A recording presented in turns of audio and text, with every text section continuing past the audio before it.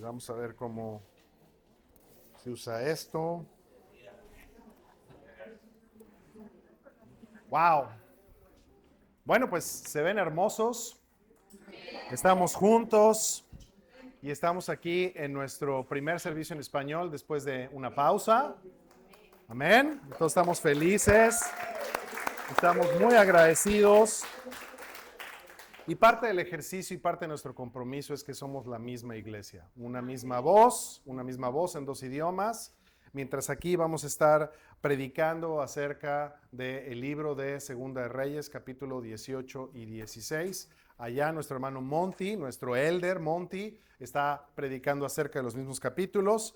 Escuché un poco de su prédica a las 9 y es completamente diferente. Entonces, estamos alineados en los capítulos, pero no necesariamente estamos alineados en el contenido. El Espíritu Santo sabe por qué estás aquí, cuándo estás aquí y qué es lo que necesitas escuchar. Entonces, antes de comenzar, déjame ir a Dios. Por favor, vamos juntos. Señor, gracias. Estamos tan felices, Padre, tan agradecidos por el Dios que eres, el regalo tan precioso de Jesucristo. El regalo de ese evangelio que es su vida, su nacimiento, su vida, su entrega absoluta, su muerte en la cruz, Padre Santo. Gracias por su resurrección y gracias porque sabemos, Padre, que somos un granito y que hay millones y millones y miles de millones levantando tu nombre hoy y predicando acerca de ti las buenas nuevas. Señor, gracias porque sabemos que vas a volver y vas a regresar y vas a encontrar a tu iglesia con fe.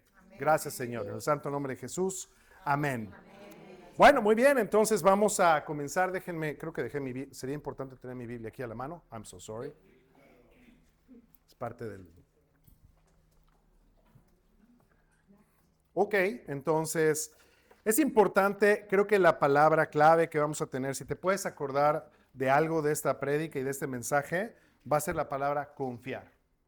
Confiar. Eso va a ser la palabra clave. Entonces vamos a comenzar y tenemos aquí, empezamos en Segunda de Reyes capítulo 18 y les estoy leyendo ahora del versículo 1 y 2 y nos dice la historia aquí, en el tercer año de Oseas, hijo de Alá, rey de Israel, Ezequías, hijo de Acaz, rey de Judá, ascendió al trono.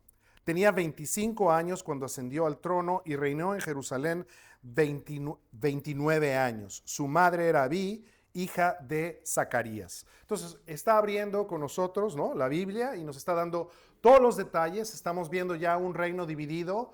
Tenemos a Israel al norte, tenemos a Judá al sur y van a ver que a lo largo del capítulo les invito a que sus tiempos con Dios de esta semana sean de este capítulo, porque aquí vamos a tocar unos puntos muy sencillos, pero de verdad es un capítulo bien precioso que tiene la Biblia con varios regalos para ustedes. Y un patrón que se repite aquí es que siempre va a hacer referencia a quién es el rey de Israel y en qué año de su reinado está, y quién es el rey de Judá y en qué año de su reinado está.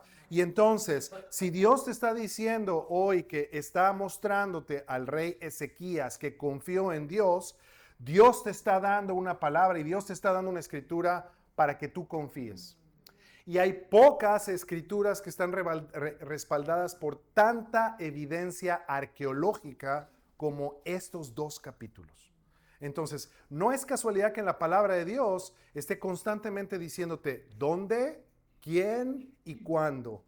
Porque Dios sabe que nuestra fe no es una fe ciega, es una fe con conocimiento, es una fe con evidencia de su grandeza. Vamos a poner un poquito de contexto aquí, ¿ok? Entonces, déjenme ver si esto me ayuda. Ok, estamos aquí. Entonces, tenemos...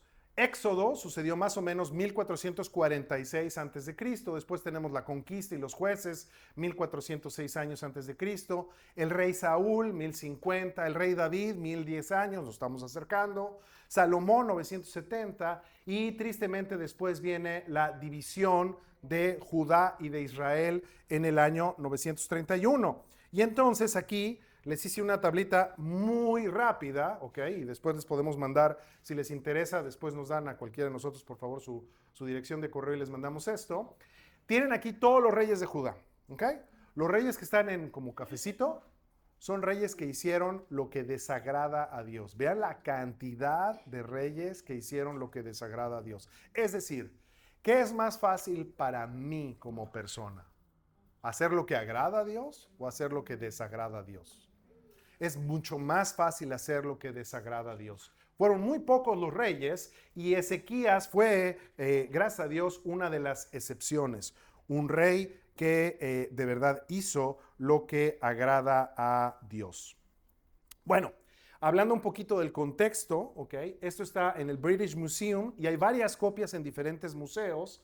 Esto es un hexágono que se conoce como el hexágono de Taylor. Resulta ser que este rey, Sennacherib, ¿ok? El rey donde comienza este capítulo, la propaganda, ¿no? Ya existía desde aquella época.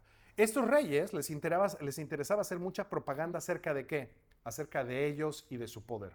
Entonces el rey, con su poder, mandó a hacer en arcilla, ¿no?, estos hexágonos, y aquí tienen ustedes escrito en cuneiforme, ¿ok? Está grabado ahí los relatos de Sennacherib. Aquí se mencionan las conquistas de Israel, aquí se menciona la conquista de Samaria, la conquista de Judea, y de hecho se habla de Ezequiel y de que lo aprisionó como un pájaro en una jaula, pero no hace referencia a su conquista de Jerusalén, y van a ver por qué.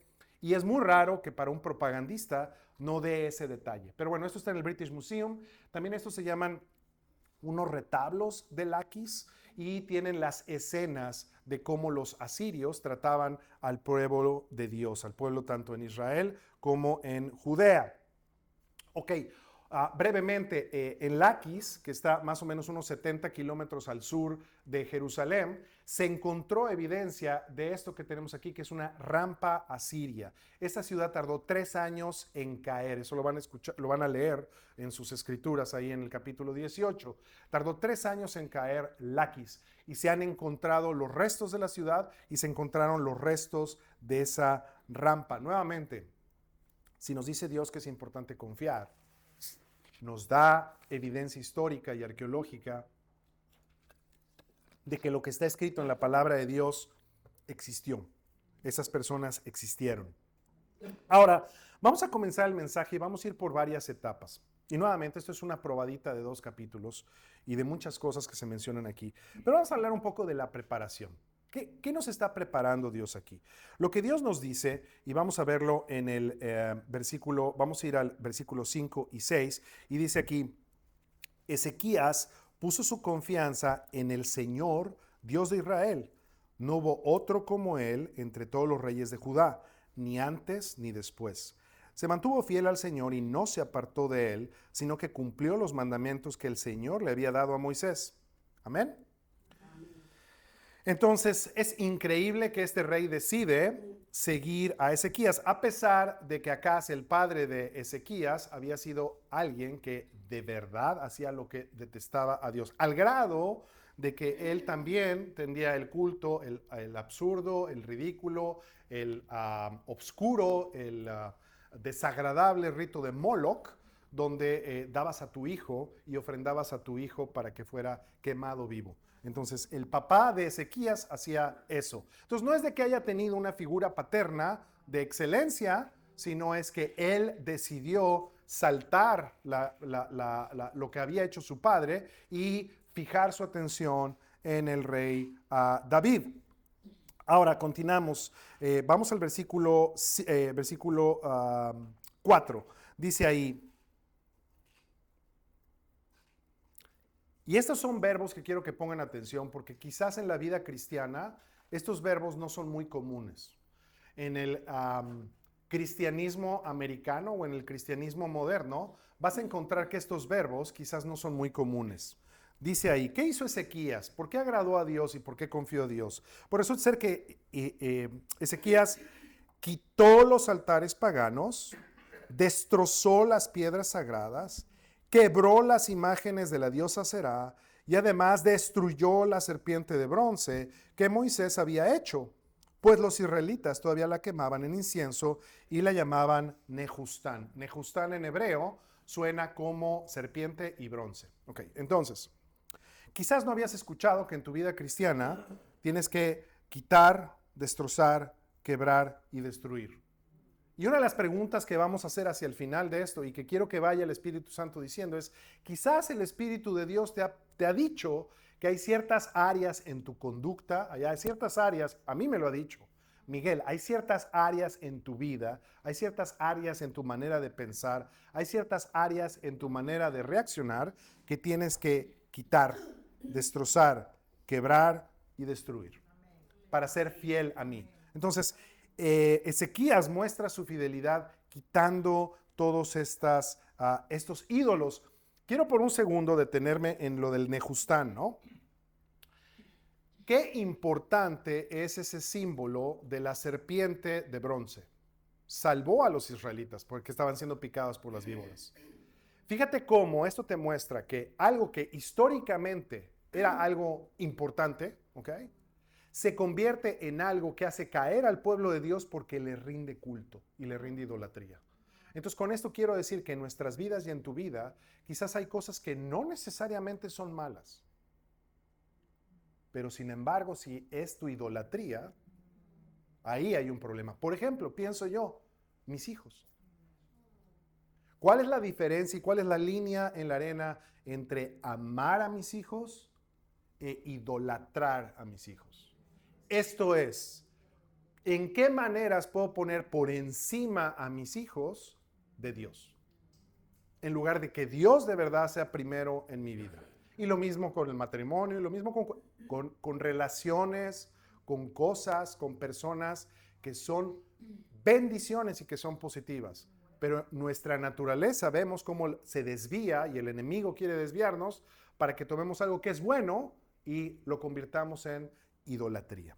¿Amén? Bueno, brevemente les voy a compartir algunas de las consecuencias que tuvo Israel para que entiendan dónde está la mente de Ezequías en esto que va a estar sucediendo en el capítulo 18. Ezequías se está enterando de las noticias de lo que está pasando en Israel, en el reino del norte de Israel, y las noticias no son nada buenas. Vamos a comenzar a leer aquí y me voy a permitir avanzar al versículo 9 y 10. Y dice ahí, miren el patrón. En el año cuarto del reinado de Ezequías, es decir, en el año séptimo del reinado de Oseas, hijo de Elá, rey de Israel, Salmanasar, rey de Asiria, marchó contra Samaria y la sitió. Samaria era la ciudad más importante, era como la corona de Israel. Al cabo de 3 años tardó, 3 años logró conquistarla.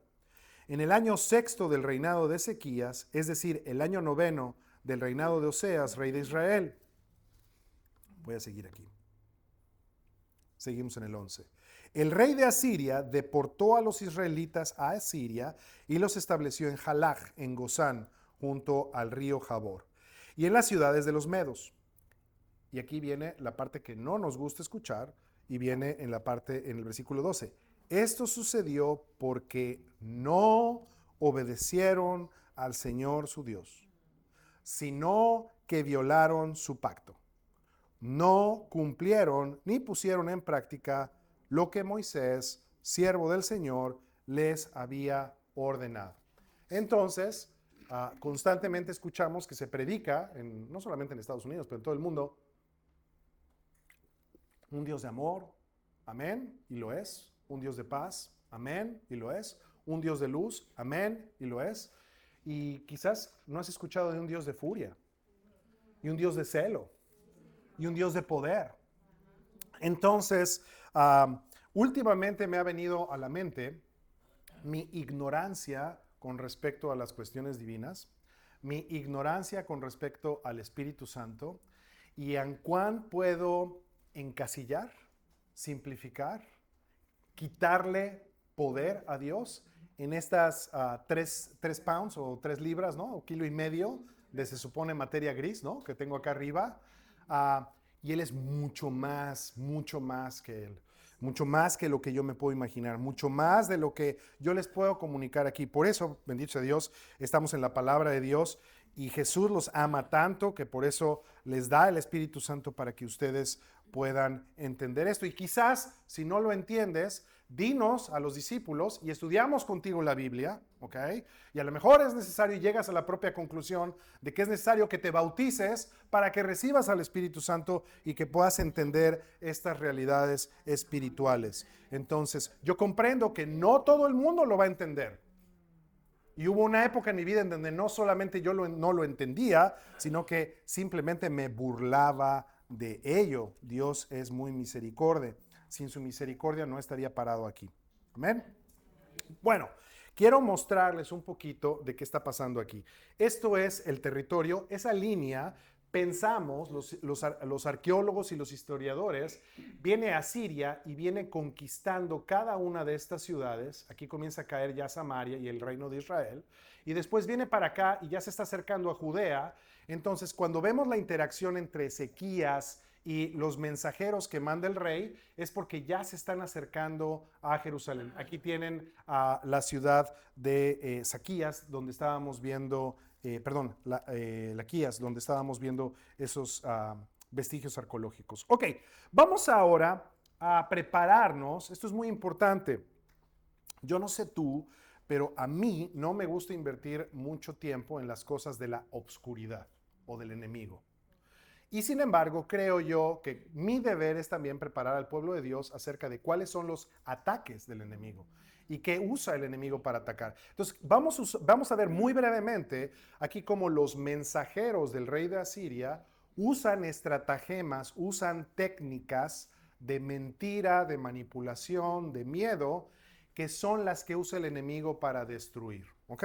Entonces, estamos ahí leyendo en Segunda de Reyes, capítulo 18, y vamos ya al versículo 28. Déjenme llegar ahí. Dicho esto, el comandante en jefe se puso de pie y a voz en cuello gritó en hebreo. Un poquito de contexto. Llegan los mensajeros del rey de Asiria. El rey Ezequías manda a su gente para que los reciba, no va él personalmente, pero manda a 3 delegados para que lo reciban, y los delegados comienzan a escuchar las cosas que les dice este grupo, ¿no?, de mensajeros del rey de Asiria. Para que veas el tono de esto, no está aquí, pero en el versículo 27, pero el comandante en jefe respondió: ¿acaso mi señor me envió a decirles estas cosas solo a ti y a tu señor, y no a los que están sentados en el muro? ¿Ok? Si tanto ellos como ustedes tendrán que comer su excremento y beberse su orina. O sea, esa era la amenaza de Asiria. Pero quiero que veas, esta es la realidad. Esto es cómo esta gente quiere tratar al pueblo de Dios. ¿Ok? Esto es como los quieren tratar. Y vas a ver después un poco de la mentira. Bueno, dicho esto, el comandante en jefe se puso de pie y a voz en cuello le gritó en hebreo. Oigan las palabras del gran rey de Asiria, versículo 29. Dice aquí: así dice el rey, no se dejen engañar por Ezequías. Él no puede librarnos de mis manos. No dejen que Ezequías los persuada a confiar en el Señor, diciendo: sin duda el Señor nos librará. Esta ciudad no caerá en manos del rey de Asiria. Ok, entonces, si tu rey es el rey que confía en Dios y si tu rey es el rey que ha demostrado que obedece a Dios, aquí tienes la primera arma del enemigo: descalificar. Está descalificando al rey. Amén. Vamos al versículo 31. Segunda, no le hagan caso a Ezequías, así dice el rey de Asiria. Miren esto, vean el cambio que hay de que te vas a comer ya sabes qué y te vas a beber ya sabes qué, ¿ok? No lo voy a repetir. Vean el cambio, ¿ok? No le hagan caso a Ezequías, así dice el rey de Asiria. Hagan las paces conmigo y ríndanse. De este modo cada uno podrá comer de su vid y de su higuera y beber agua de su propio pozo, hasta que yo venga y los lleve a un país como el de ustedes, país de grano y de mosto, de pan y de viñedos, de aceite de oliva y de miel. Así vivirán en vez de morir. ¿What? A ver, ok, entonces a los embajadores del rey les habla en el tono verdadero, a la gente que está escuchando, para manipularlos y para dividirlos y para que no sigan a Ezequiel, ¿no?, y se rindan, les habla bonito, ¿no? Y esto es otra de las técnicas que usa el enemigo. ¿Quién viene o qué pensamiento, qué situación viene y te habla bonito. Te habla de algo que luce bien, te habla de algo que sabe bien o de que se siente bien y te habla de algo que te va a hacer ser mejor, ser más inteligente o ser más capaz o ser más independiente. Ese patrón de engaño, el engaño de que sabe bien o que es bueno, de cómo se siente, ese engaño de que se ve bien y ese engaño de que te va a hacer sentir como a alguien mejor o te va a hacer crecer o ser superior, esos tres elementos son los mismos tres elementos con los que se le presentó Satanás a engañar a Jesucristo.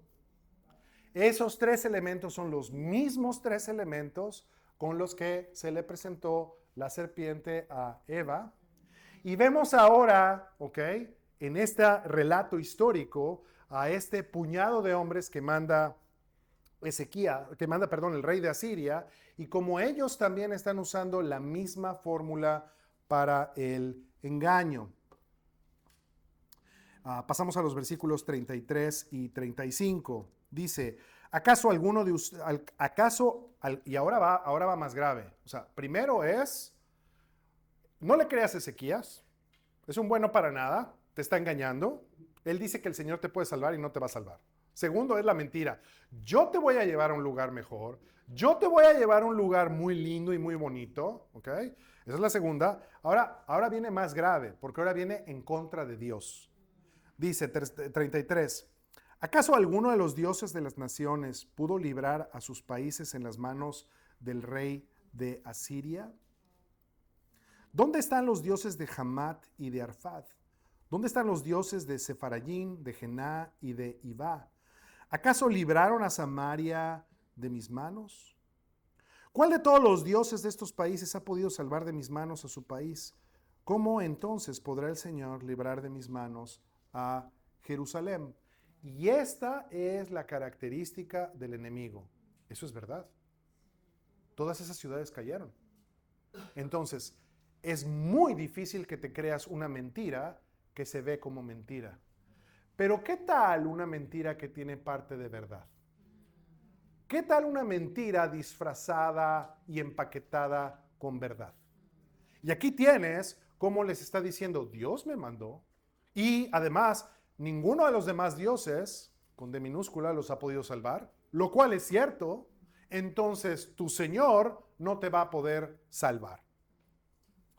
Bueno, ya sabes quién está mandando a esta gente. Vamos a pasar entonces a los versículos 36 y 37. Dice aquí, y esto es muy importante, y lo que estamos viendo aquí es, no tengo un subtítulo claro, la dependencia del pueblo. Quiero que veas esto, esto es un gesto hermoso, ¿ok? Le están diciendo todas estas cosas al pueblo, ¿ok? Y mira lo que hace el pueblo. Dice ahí en los versículos 36 y 37. Dice, pero el pueblo, y yo quiero que pongas atención, cada vez que tú leas en tu Biblia la palabra pero, pon mucha atención, subraya, medita, es muy importante. Pero el pueblo permaneció en silencio. El pueblo permaneció en silencio y no respondió ni una sola palabra. ¿Por qué? Porque el rey había ordenado no le respondan. El pueblo se mantiene fiel ante el engaño del enemigo. Amén. Entonces, Eliaquín, hijo de Hilquías, administrador del palacio, primera persona que estaba en esta comisión que había mandado el rey, ¿okay? El administrador del palacio, el cronista Sebna y el secretario Joá, hijo de Asaf, con las vestiduras rasgadas en señal de duelo, lo que vemos en el Antiguo Testamento cuando ves a alguien que está pasando por el dolor más horrible de su vida, es rasgarse las vestiduras. ¿Ok? Fueron a ver a Ezequías y le contaron lo que había dicho el comandante en jefe. Amén. Entonces vamos a ver ahora cuál es la dependencia que tiene Ezequías. ¿Cómo reacciona Ezequías ante estas noticias que está recibiendo su reino? Pasamos ya a Segunda de Reyes y voy a leerles el versículo 14 y 15 del 19. ¿Ok? Dice, Ezequías tomó la carta en la mano de los mensajeros y la leyó. Luego, ¿a dónde fue? Luego subió al templo del Señor y desplegó la carta delante del Señor. Y en su presencia oró así: Señor, Dios de Israel, entronizado sobre los querubines, solo tú eres el Dios de todos los reinos de la tierra. Tú has hecho los cielos y la tierra. Presta atención, Señor, y escucha. Abre tus ojos, Señor, y mira. Escucha las palabras que Sennacherib ha mandado a decir para insultar al Dios viviente. ¿Está defendiendo a su pueblo? No está defendiendo a su pueblo. No está rogando para que no vengan a ponernos argollas aquí y nos lleven presos. Él va con Dios, su reacción es él depender de Dios, él ir a Dios y él decirle a Dios cómo su nombre estaba siendo tremendamente insultado. Pasamos a los versículos 16 y 17 y vemos: presta atención, Señor, y escuche, abre tus ojos, mira, escucha las palabras que Sennacherib ha mandado a decir para insultar al Dios viviente. Es verdad, Señor, que los reyes asirios, ahí está la parte de la verdad, es verdad, Señor, que los reyes asirios han asolado todas estas naciones y sus tierras, han arrojado, y eso no lo tengo ahí, pero quiero continuar aquí, han arrojado al fuego sus dioses y los han destruido, porque no eran dioses, sino solo madera y piedra, obra de manos humanas. Ahora pues, Señor y Dios nuestro, por favor, sálvanos de su mano, para que todos los reinos de la tierra sepan que solo tú, Señor, eres Dios. Ese es el amor que muestra Ezequías por el Señor, por el nombre del Señor y por la reputación de Dios. Pasamos ahí bueno, ya les leí ahí, perdónenme, no pasé la escritura. ¿Ok? 18 y 19, discúlpenme. Ahí está lo que acabamos de leer. Estoy aprendiendo a usar esta tecnología de el celular como remoto de... Ok, ¿cuál va a ser la respuesta de Dios? ¿Qué va a responder Dios? En 2 Reyes 19, vamos a ver al versículo 20 y 21, vemos lo siguiente. Bueno, ya de entrada en tu Biblia tienes un título, ¿no? O un subtítulo, que ya es bastante interesante, ¿no? Pero bueno, versículo 20 dice: entonces Isaías, hijo de Amós, le envió este mensaje a Ezequías: así dice el Señor, Dios de Israel, por cuanto me ha rogado respecto a Sennacherib, rey de Asiria, te he escuchado. Esta es la palabra que yo, el Señor, he pronunciado contra él. Ahora sí me fijé, gloria a Dios. Versículo 21, seguimos ahí. La virginal hija de Guión te desprecia y se burla de ti. La hija de Jerusalén menea la cabeza al verte huir. ¿A quién has insultado? ¿Contra quién has blasfemado? ¿Contra quién has alzado la voz y levantado los ojos con orgullo? Contra el Santo de Israel. Has enviado a tus mensajeros a insultar al Señor diciendo: con mis numerosos carros de combate escalé las cumbres de las montañas, las laderas del Líbano, talé sus cedros más altos, sus cipreses más selectos, alcancé sus refugios más lejanos y sus bosques más frondosos. Cavé pozos en tierras extranjeras y en esas aguas apagué mi sed. Con las plantas de mis pies sequé todos los ríos de Egipto. ¿No te has dado cuenta? Hace mucho tiempo que lo he preparado. Desde tiempo atrás lo vengo planeando y ahora lo he llevado a cabo. Por eso tú has dejado en ruinas a las ciudades fortificadas. Sus habitantes impotentes están desalentados y avergonzados. Son como plantas en el campo, como tiernos pastos verdes, como hierba que brota sobre el techo y que se quema antes de crecer. Yo sé bien cuando te sientas, cuando sales, cuando entras y cuando ruges contra mí. Porque has rugido contra mí y tu insolencia ha llegado a mis oídos, te pondré, le está hablando Dios al rey de Asiria, ¿ok? Porque has rugido contra mí y tu insolencia ha llegado a mis oídos, te pondré una argolla en la nariz, como él hacía con su nación, y un freno en la boca. Y por el mismo camino por donde viniste, te haré regresar. Amén. Bueno, y por favor léanlo porque hay muchas cosas que no estamos viendo que de verdad son tesoros y son perlas. Quiero cerrar con algo que no nos gusta ver, con algo que no nos gusta a ninguno de nosotros y con algo que es fundamental que conozcamos, que son las consecuencias. Y pienso yo, si te dicen la palabra consecuencia, ¿te sientes animado o te sientes desanimado? ¿Y por qué? Por ejemplo, fíjate, durante muchas décadas de mi vida, yo decidí burlarme de la gente que iba a la iglesia. En México tenemos una frase que no voy a repetir, burlona acerca de esta gente, ¿ok? Yo debería de estar muerto. La consecuencia de haber escuchado a gente que me presentó el evangelio y la consecuencia de que por la gracia de Dios yo fui elegido, no sé por qué, pero porque Él me eligió, la consecuencia de eso es que hoy estoy aquí haciendo lo que jamás me hubiera imaginado, que es predicando su palabra. Ahora, Él usa burros para mandar mensajes, entonces no, tranquilos, todo es de Él, nada mío. Entonces, es importante que pienses que las consecuencias son neutrales. Tu amor a Dios, tu apego a Dios, tu obediencia al Espíritu Santo va a traer fruto, consecuencia. Pero mi desobediencia o la desobediencia, la ignorancia o el no querer hacer de Jesucristo el Señor y Salvador de nuestras vidas, también va a traer consecuencias. Ahora quiero que veamos cuáles son las consecuencias y vamos a ver dos niveles de consecuencias. Vamos a ver la primera consecuencia y esta consecuencia la voy a leer de 2 Reyes 19:35 y es la consecuencia para el ejército. Dice, esa misma noche el ángel del Señor salió y mató a 185,000 hombres del campamento asirio. A la mañana siguiente, cuando los demás se levantaron, allí estaban tendidos todos los cadáveres. Entonces dices, wow, qué animante prédica. Gracias por invitarme a la inauguración del servicio.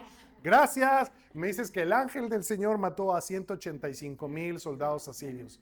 Bueno, sí, porque es lo que está escrito. Y sí, porque la angeología y el New Age, entonces, ay, los ángeles son hermosos y son blancos y tienen alas. Eso no está en la Biblia. Lo que está en la Biblia es que cada ser humano que ha visto un ángel cae en terror, cae en pánico. ¿Quieres ver a un ángel del Señor? No, gracias, yo no quiero ver al ángel del Señor. Yo quiero obedecer al Señor. Si me manda un ángel, bueno, amén, gloria a Dios. Pero que yo quiera buscar un ángel del Señor y que yo quiera ver un ángel del Señor, no. Ahora, pausa. ¿Quién era el comandante máximo de todos los ángeles del Señor? Jesucristo. Él hubiera podido mandar, no a uno, Él hubiera podido mandar decenas o centenas de ángeles. Hubieran podido acabar con todo. Y así salvar el cuerpo de Jesús y así salvar su vida en la tierra y hacer un desastre en donde no estaríamos tú y yo aquí. Entonces, qué especial es ver el carácter de Jesús, donde sabe que tiene todo ese poder y renuncia a ese poder por amor. Renuncia a esa capacidad para que tú y yo estemos sentados hoy aquí 12 de julio a las 11 o 12, no sé todavía qué hora es, ¿no? Escuchando acerca de Él, de su palabra y leyendo lo que se nos dice en Corintios. Estas cosas les quedan escritas para que ustedes aprendan sin que tengan que sufrir las consecuencias. Para eso lo tenemos en la Biblia. Por eso es tan importante que tú y yo seamos discípulos, ¿no? Seamos cristianos, seamos discípulos, no solamente del Nuevo Testamento, no, de Génesis a Apocalipsis. Toda la palabra de Dios, todas estas historias están ahí por tu bien, porque Jesús y Dios te ama. Entonces ya vimos que al ejército no le fue nada bien. Ok, ahora vamos a ver qué le pasa a Sennacherib y vamos a pasar al versículo, voy a leer el 36 nada más por continuidad, pero tienen ahí en pantalla el 37. Bueno, después de ver esta destrucción y todos sus cadáveres, ¿no? Así que Sennacherib, rey de Asiria, levantó el campamento y se retiró. Volvió a Nínive y permaneció allí. Ahora sí, versículo 37, lo tienes en pantalla. Pero, otro importante, pero un día, mientras adoraba en el templo de su dios Nisroch, sus hijos Adremalec y Saracer lo mataron a espada y escaparon a la tierra de Ararat. Y su hijo Esarhadón, échate unos nombres si quieren bautizar un niño, por favor, gloria a Dios. Y su hijo Esarhadón lo sucedió en el trono. Papá, esa es la consecuencia. Entonces, eso pasa por burlarse de Dios. ¿Cuántas veces me burlé de Dios? ¿Cuántas veces me mofé de su gente? Por su misericordia, Él no acabó con mi vida. Ahora, la reflexión para ti y para mí. El primer punto que quiero que veamos aquí, después vamos a ver una escritura. El ejemplo de nuestros padres nos ayuda para decidir quiénes deseamos ser y a quiénes deseamos seguir. Es muy importante, pero no le puedo echar culpa a mamá y a papá. Yo tengo la libertad de decidir. Gloria a Dios por mamá y papá, gloria a Dios por su influencia, gloria a Dios por su ejemplo, el ejemplo bueno y el ejemplo malo.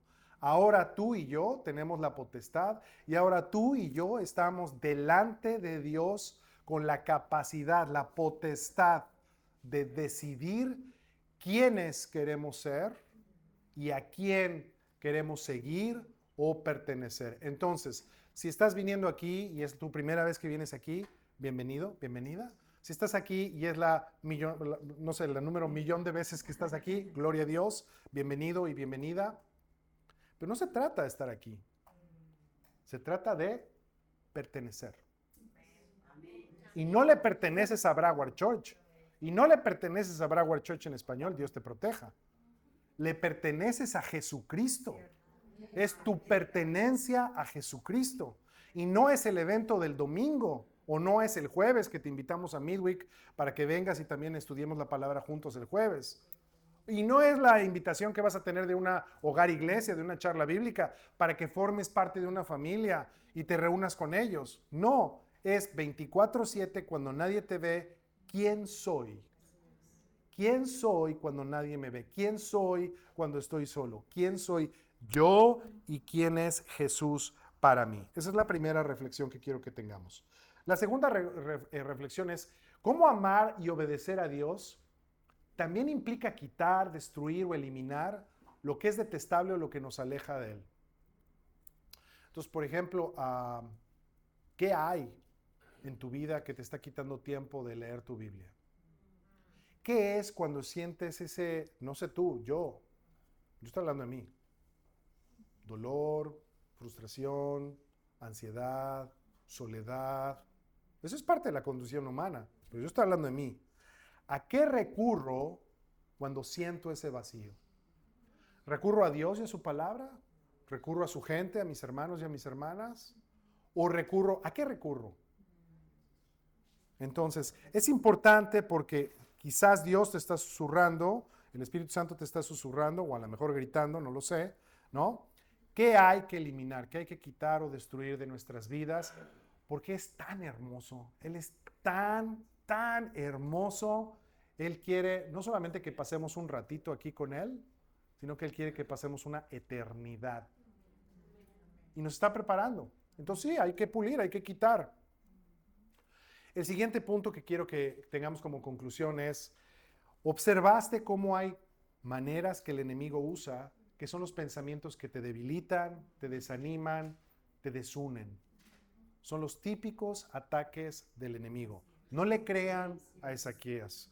No ha salvado a ninguna de las otras tierras porque sus dioses no pudieron hacer nada en contra de nosotros. Tu Dios no te va a poder salvar, tu Dios no tiene... Esos son los pensamientos que usa el enemigo para debilitar, para desanimar, para destruir, ¿no?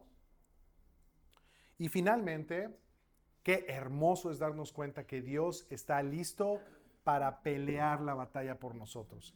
En este caso, Nadie de Ezequías tuvo que sacar o desenfundar una espada en contra de esos 185,000 soldados. Fue el ángel del Señor.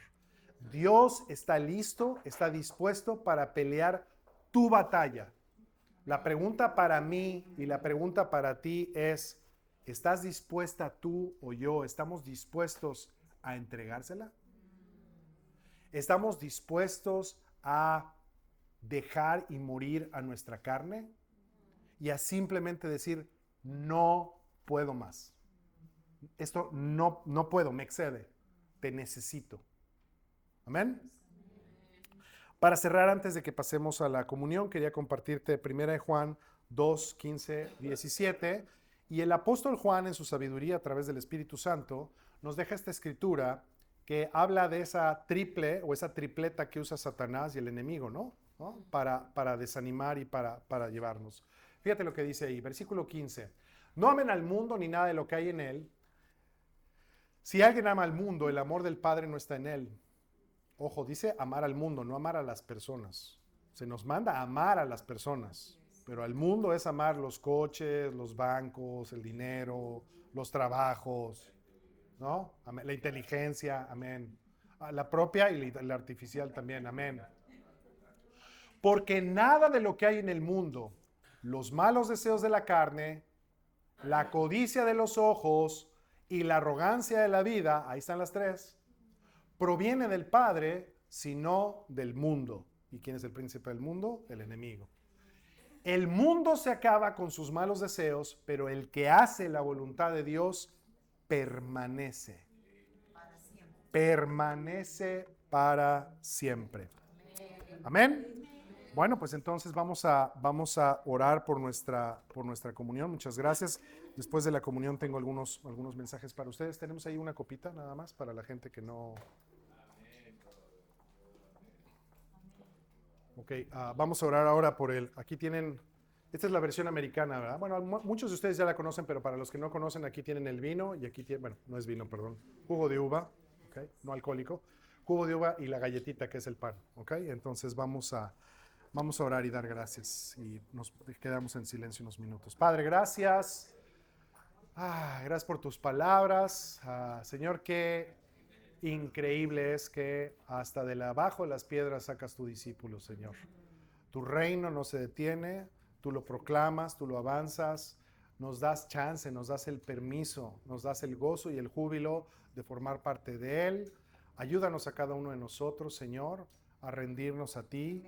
Estamos tan agradecidos por el ejemplo de Jesús, por sus palabras, por sus acciones, Señor, por su entrega y su absoluto y total sacrificio, Padre, hasta la última gota de sudor, hasta la última gota de sangre derramada para la salvación de cada uno de nosotros, para el perdón de nuestros pecados, Señor, para que podamos venir aquí y a suplicarte y a decirte, papito, no podemos solos.